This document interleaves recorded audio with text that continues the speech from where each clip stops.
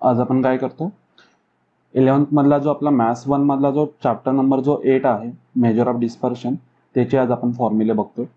तर बघूया नेमके कुठले फॉर्म्युले. इथं टोटली हा जो टॉपिक आहे तुमचा स्टॅटिस्टिक्सवरचा आहे. स्टॅटिस्टिक्स मधल्याच तुमच्या काही बेसिक कॉन्सेप्ट येणार आहेत. तर चला बघूया. तुम्हाला रेग्युलरली बेसिक तुम्हाला 10वीमध्ये तुम्ही मला वाटतं मीन, मेडियन, मोड ह्या कन्सेप्ट तुम्ही बघितलेले आहेत. त्याच्याच फक्त पुढे जाऊन काही गोष्टी ते एक्स्ट्रा ॲड होत आहेत. तर त्यापैकी फर्स्ट आहे इथं कोणती आपल्याकडे रेंज आहे. रेंज म्हणजे काय असतं बघा, इथे म्हटलेलं आहे largest value minus smallest value. म्हणजे इथे काय दिलं जातं, एक तुम्हाला एक डेटा दिला जातो. समजा असा दिला जाईल 10, 20, 30, 31, 33, समजा 73 दिलाय, इथे परत एक दिलाय 47 वगैरे, असे काय काय भरपूर दिलेत. ओके, समजा इथे एक मी अजून घेतो 28, इथे घेतला 9 घेतला. तर याच्यामध्ये काय केलं जातं, तुम्हाला जर याचं जर तुम्हाला रेंज फाइंड आउट करायची असेल तर फॉर्म्युला जो असतो तो largest value minus smallest value असतो. मग आता याच्यामध्ये लार्जेस्ट व्हॅल्यू जर बघायला गेला तर ती किती मिळेल, 73 आहे, 73 आहे. त्यातून मायनस कोण करणार आहे इथं, स्मॉलेस्ट व्हॅल्यू. स्मॉलेस्ट व्हॅल्यू इथं कोणती आपल्याकडे म्हणतो 9 आहे. तर तुम्हाला आन्सर किती भेटेल, 64. इथं काय भेटणार, इथं रेंज भेटणार आहे.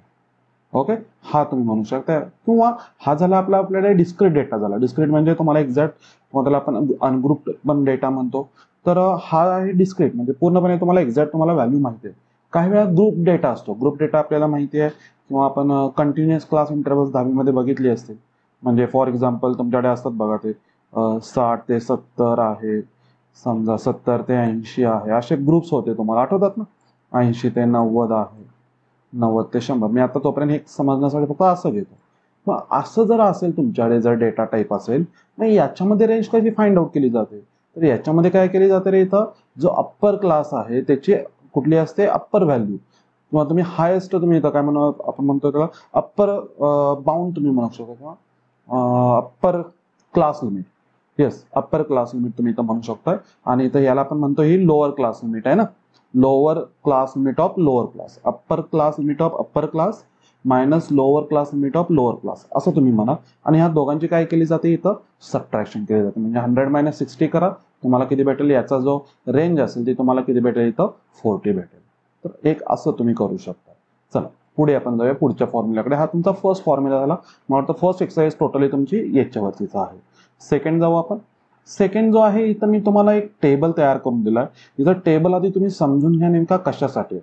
फर्स्ट जो आहे इथे कॉलम, मी आधी सांगतो इथे कॉलम. हा जो आहे तुमचा डिस्क्रीट डेटा आहे, अनग्रुप डेटा म्हणा किंवा रॉ डेटा म्हणा. आता जो आपण बघितला होता सगळा, म्हणजे तुम्हाला नंबर्स वगैरे मी एक्झॅक्ट दिले होते, तो आपला डिस्क्रीट डेटा किंवा अनग्रुप मध्ये म्हणा किंवा रॉ डेटा मध्ये म्हणा. ओके, कंटिन्युअस डेटा आहे, ग्रुप डेटा आहे, किंवा फ्रिक्वेन्सी डिस्ट्रीब्युशन तुम्हाला दिलं असेल, म्हणजे कुठले, त्याच्यानंतरचा जो मी शेवटचा लिहिला होता बघा, कंटिन्युअस क्लास इंटरव्हल्सच्या फॉर्म मध्ये दिला होता.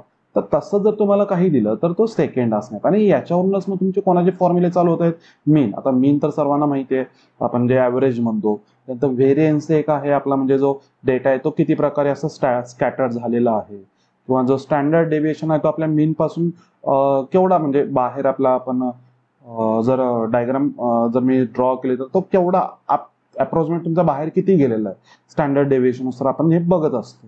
तर हे जे आहेत हे कसे फाइंड आउट करायचे, तर याच्यासाठी हे सगळे फॉर्म्युले आहेत. म्हणजे मीन जर फाइंड आउट करायचा असेल, तुमच्याकडे डिस्क्रीट डेटा असेल तर हा फॉर्म्युला असणार आहे, आणि कंटिन्युअस डेटा असेल तर हा फॉर्म्युला असणार आहे. तर मीनचा तर तुम्हाला माहिती आहे, मीन तुम्ही 10वीमध्ये पण बघितला. मीनचा जो फॉर्म्युला होता तो कुठला होता, एक बेसिक फॉर्म्युला असतो आपला, summation of xi upon n असतो. इथे स्मॉल एन आणि कॅपिटल एन आपण यूज करतो, माहिती आहे ना. स्मॉल एन हा आपले टोटल नंबर ऑफ किती आहेत आपल्याकडे, इथं समजा 10 जण आहेत, ऑब्झर्वेशन आहे, तर डिवाइडला तिथं तुमची व्हॅल्यू काय ना 10, आणि 10 ऑब्झर्वेशनची ऍडिशन ही वरती असते, समेशन आपल्याला माहिती आहे.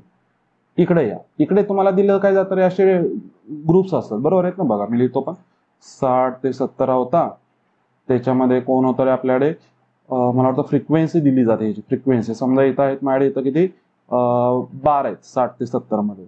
त्यानंतर इथे 70 ते 80 मध्ये किती आहेत माझ्याकडे, समजा इथे किती आहेत 17 जण आहेत. तर आपण यामध्ये XI कोण असतो, FI कोण असतो आधी माहिती पाहिजे. आता हे सगळ्यात इकडचे FI आहेत, आणि XI म्हणजे आपण काय म्हणतो, त्याला क्लास मार्क म्हणतो, बरोबर आहे ना. तर या दोघांचा मिडल असतो, त्याला आपण 65 घेतो. 70 आणि 80चा किती घेतो, इथं 75 घेतो. तर हे जे आहेत, आणि ह्या दोघांचा आपल्याला इथं प्रॉडक्ट करावा लागतो, XI FI. आपल्याला इथं टेबल पण बनवायचे. जेव्हा तुम्ही या इकडच्या फॉर्म्युल्यामध्ये जाताय ना ते सगळीकडे, तर तुम्हाला तिथं काही ठिकाणी टेबल सुद्धा बनवावा लागणार आहे. आपण सम आल्यानंतर सुद्धा व्यवस्थित बघू सुद्धा. तर या दोघांचा प्रॉडक्ट करा, काय असेल ते इथं शेवटी म्हणजे या दोघांचा प्रॉडक्ट इथं काय येईल आणि त्यानंतर इथं काय असेल ते आपण ती ऍडिशन करतो ती वरती येईल आणि डिवाइड बाय काय असेल ती एन आहे. एन म्हणजे कोण असणार आहे, इथल्या ज्या फ्रिक्वेन्सीज आहेत ना त्यांची सगळ्यांची समेशन ती असणार आहे. कॅपिटल एन आपण म्हणतो, सगळ्या जेवढे आपल्या फ्रिक्वेन्सीज आहेत त्यांची आपण समेशन करणार आहे, ती एन असणार आहे. तर तसं तुम्ही लक्षात ठेवू शकता. हे कोणासाठी झालं, मीन साठी झालं. व्हेरियन्सला गेला तर असा फॉर्म्युला येतो आणि इकडे आपल्याकडे दोन टाईपचे म्हणजे हा डिस्क्रीट डेटासाठी आणि हा कंटिन्युअस डेटासाठी, सेम स्टँडर्ड डेव्हिएशनसाठी. तर दोन्ही आता बघूया नेमके कसे लक्षात ठेवायचे. आता आपल्याकडे दुसरा जो आहे तो कोणता येते माझ्याकडे, व्हेरियन्स आहे. त्याला काही अजून एक नोटेशन आहे सिग्मा स्क्वेअर सुद्धा आहे. ओके, कारण की सिग्मा जे आहे नोटेशन कोणासाठी आपल्याकडे इथं स्टँडर्ड डेव्हिएशनसाठी. मग व्हेरियन्स ऑफ एक्स असेल तर त्याला काय असणार आहे, सिग्मा स्क्वेअर सुद्धा यूज केलं जातं. इथे फॉर्म्युला पण दिलाय, जर डिस्क्रीट डेटा असेल तर summation of X I square upon N minus X bar square हा तुम्ही यूज करू शकता. आणि इथेच इकडे चला, आता हा कसा लक्षात ठेवायचा रे बघा, इथे एक्स आय असतो फक्त इथं एफ आय एक्स आय येतो, इथं एक्स आय स्क्वेअर आहे तर इथं F I x I square असणार आहे. इथं एक्स आयचा स्क्वेअर आहे काय, F I as it is, तिथे काही नाही फरक पडत. आणि इथं स्मॉल एन असतो ना तिथे कॅपिटल एन, बघा स्मॉल एन आहे तर तिथे कॅपिटल एन आला. इथं एक्स बार आहे ॲज इट इज एक्स बार आला, काही फरक नाही चालू. म्हणजे एक तुम्ही तयार करा, दुसरा आहे तिथे फक्त एक्स्ट्रा कोण जोडायचा आहे, एफ आय जोडायचा, एवढंच माइंडमध्ये राहू दे.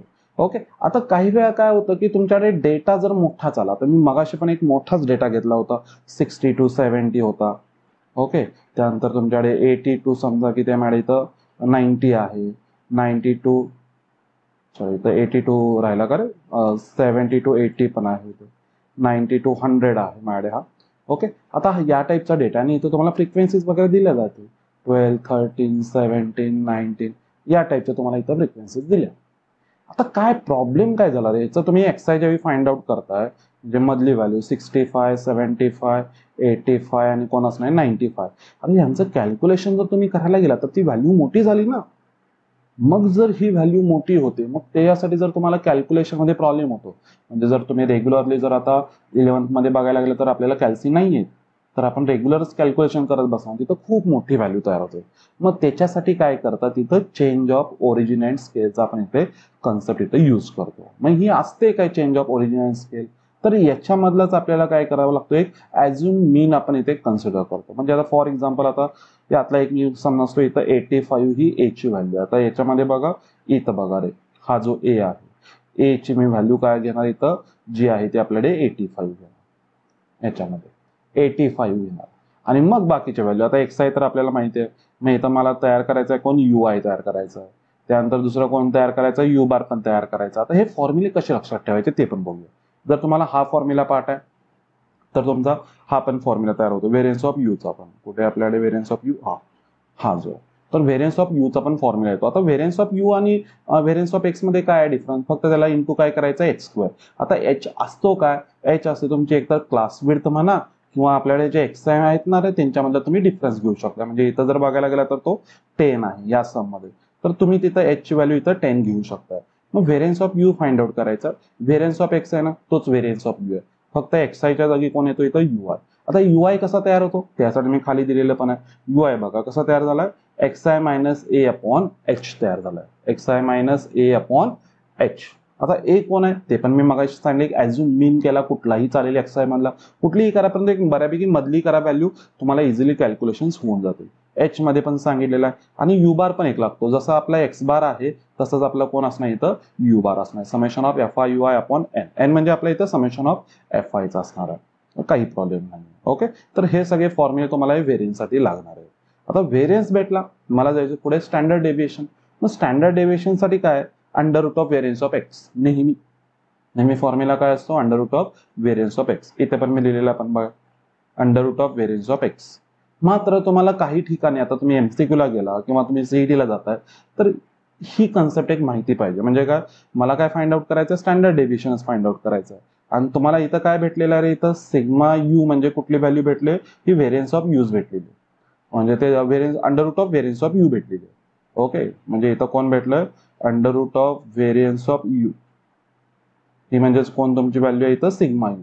मग under root of variance of U जर भेटली तर काय कसं करणार, ही व्हॅल्यू कशी फाइंड आउट करायची, तर काय करायचं, त्याला फक्त कशाने मल्टिप्लाय करायचं, एच ने मल्टिप्लाय करा, तुम्हाला कोण भेटून जातो इथं डायरेक्ट स्टँडर्ड डेव्हिएशन भेटून.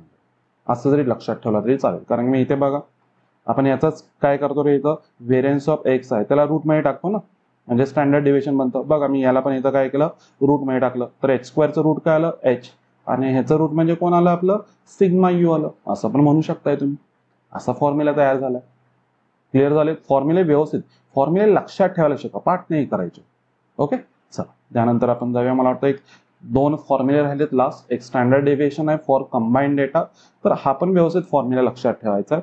कंबाईंड डेटा मला इथं दिला असेल, आता कंबाईंड डेटा म्हणजे काय असतो रे, 2 टाईपचे डिफरंट डेटा चालू आहेत, 2 इथं सम चालू आहेत. म्हणजे एक समजा क्लास कुठला तर एक माझा 11th वरती चालू आहे, त्यामध्ये स्टुडंट्स आहेत समजा किती, इथं मी त्याला N1 म्हणतो, स्टुडंट्स आहेत माझ्या इथं समजा 50 स्टुडंट्स आहेत, आणि त्याच्यावरती कुठला तरी एक सम चालू आहे. 12th क्लास आहे त्याच्यामध्ये N2 मी म्हणतो, स्टुडंट्स आहेत 60, तर त्याच्यावरती दुसरं सम चालू आहे. तर हे 2 डिफरंट सम आहेत, आणि ह्या दोघांचं जेव्हा मी कंबाईन करतो, एकत्र करतो, आणि त्या सम वरती मी टोटली म्हणजे काय असेल ती कंडिशन मी वगैरे विचारात घेत असेल, तर त्यावेळी जो असणार आहे, जो स्टँडर्ड डेव्हिएशन असणार आहे, तो कंबाईंड डेटासाठीच असणार आहे, असं लक्षात ठेवू शकता. मग फाइंड आउट कसा करायचा, त्याच्यासाठी हा फॉर्म्युला आहे, standard deviation for combined data sigma C is equal to under root of N1. आता N1 म्हणजे काय असणार आहे, पहिला जो कोण डेटा होता त्याच्यामधले नंबर्स मी इथं सांगतोय सुद्धा, N1 कोण असणार आहे पहिला, जो आता मी इथं क्लास 11 साठी घेतला होता, बरोबर आहे, तो असणार आहे. N2 म्हणजे कोण असणार, इथं तुमच्याकडे क्लास 12 मधले जे नंबर ऑफ स्टुडंट्स होते, असं लक्षात ठेवू शकता. सिग्मा 1 स्क्वेअर, आता सिग्मा 1 स्क्वेअर म्हणजे कोण असणार आहे रे, याचा स्टँडर्ड डेव्हिएशन. सिग्मा 1 कोण असणार आहे, 11 जो आहे ना रे त्याचा स्टँडर्ड डेव्हिएशन आहे. सिग्मा 2 म्हणजे कोणाला 12चे जे होते त्यांचा स्टँडर्ड डेव्हिएशन भेटलं. आता D1 एक मला व्हॅल्यू लागते, आता ही D1 व्हॅल्यू कुठून भेटते ती पण बघूया. D1 म्हणजे कशी तयार झाली बघा, काय झालं इथं x1 बार मायनस xc बार. आता xc बार असतो काय, तर मी कंबाईंड तुम्ही मी म्हणू शकता. Okay, mean of combined data म्हटला तरी चालेल इथे. तर तोही कसा फाइंड आउट करणार, N1 असणार आहे x1 बार. आता x1 बार माहिती आहे तुम्हाला, पहिल्याचं म्हणजे 11th मध्ये जे स्टुडंट्स असेल त्यांचा मीन, प्लस N2 इथला आहे, इथलाच तुमचा मीन असेल x2 बार, त्यांचं काय असेल ते ऍडिशन करा, डिवाइडला N1 प्लस N2, या दोघांची काय असेल ते ऍडिशन इथं करावी लागेल. म्हणजे तुम्हाला इथं व्हॅल्यू कोणाची भेटेल, इथे XC बार पाहिजे रे, XC मी फक्त लिहिलं होतं तर ते XC बार आला पाहिजे. ओके ठीक आहे, तर XC बार भेटला, x1 बार माहिती आहे, x2 बार माहिती आहे, तर D1 आणि D2 पण भेटून जाईल. तर इथल्या सगळ्या व्हॅल्यू भेटल्या. म्हणजे इथं फॉर्म्युला बघा कसा लक्षात ठेवा, अंडर रूट कोण असणार आहे N1 sigma 1 square plus D1 square, same तसाच दुसरी व्हॅल्यू आहे, आणि डिवाइडला तर इथं कोण येणार आहे N1 प्लस N2, इथं पण तुमच्याकडे N1 प्लस N2 आहे, काही प्रॉब्लेम नाही. ओके, हा झाला तुमचा standard deviation for combined data झाला. तर चला आता पुढे जाऊया. पुढचा जो आहे फॉर्म्युला आपला कुठला, कोएफिशियंट ऑफ व्हेरिएशन. आता कोएफिशियंट ऑफ व्हेरिएशन फॉर्म्युला तर इझी आहे, वरती आपल्याकडे स्टँडर्ड डेव्हिएशन अपॉन एक्स बार म्हणजे मीन आहे इंटू 100, हा झाला ठीक आहे. मात्र याच्यावरचे सम आहे ते तुम्हाला रेग्युलरली सीईटीला पण असेल, मग ते नेमके कशासाठी असतात, ते असतात तुमचे या टाईपचे सम असतात. तर कन्सिस्टंट किंवा मी इथं स्टेबल जे आहे, तर कन्सिस्टंट मी बऱ्यापैकी हे एक्झाम्पल मी कोणासाठी म्हणू शकतो, एक क्रिकेटचं एक्झाम्पल आहे. त्याच्यामध्ये कुठला तरी एक प्लेअर आहे जो तुमचे 60 आहे, 70, 66 असे रन्स बनवतोय. ओके, याच टाईपमध्ये मी आता हे 3च घेतो फॉर एक्झाम्पल. आणि एक दुसरा एक प्लेअर आहे, तो एक बनवतो इथं 100 बनवतो, त्यानंतर एकदा 20 बनवतो, समजा त्यानंतर काय बनवतोय तो, समजा एकदा तो चला इथं मी म्हणतो 60 बनवतो. तर या दोघांपैकी मला जर एखादा प्लेअर जर निवडायचा असेल तर तो कोणता निवडणार, बरोबर आहे का. बघा मग याच्यासाठी मला काय करावं लागतं, सीव्ही फाइंड आउट करावा लागतो.